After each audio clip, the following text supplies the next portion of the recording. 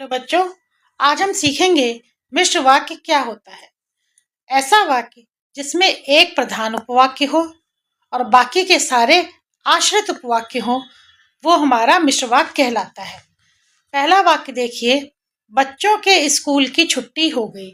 बच्चों के स्कूल की छुट्टी हो गई, इस वाक्य को पढ़कर क्या आप पूरी बात समझ पा रहे हैं? कोई कंफ्यूजन नहीं है? नहीं है।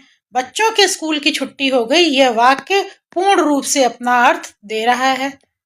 तो ऐसा वाक्य जो पूर्ण रूप से अपना अर्थ स्पष्ट कर दे, किसी के सहारे की उसे आवश्यकता नहीं होती, वह हमारा प्रधान उपवाक्य कहलाता है। तो बच्चों के स्कूल की छुट्टी हो गई, यह प्रधान उपवाक्य हो गया।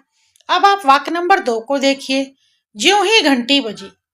ज्यों ही घंटी बजी, यह सिर्फ अगर इतना सा उपवाक्य आपको दिया जाए तो क्या आप पूर्ण रूप से समझ जाएंगे क्या बात हो रही है?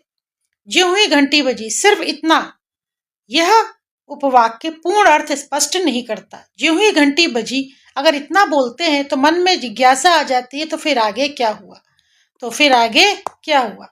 यानी कि सिर्फ इतना उपवाक्य पूर्ण अर्थ प्रकट नहीं कर रहा है।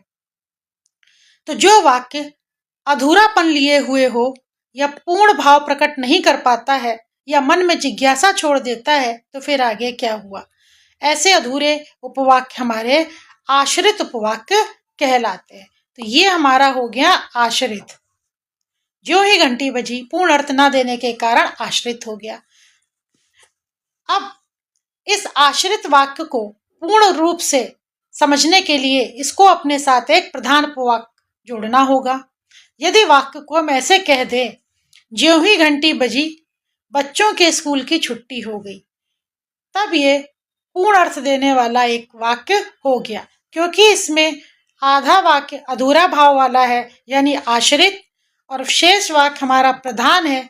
तो ये आश्रित और प्रधान से मिलकर बना हुआ वाक्य मिश्र वाक्य कहलाएगा। अब ये एक मिश्र वाक्य कहलाएगा क्योंकि इसमें ये वाला हमारा वाक्य आश्रित है और ये वाला हिस्सा हमारा प्रधान है।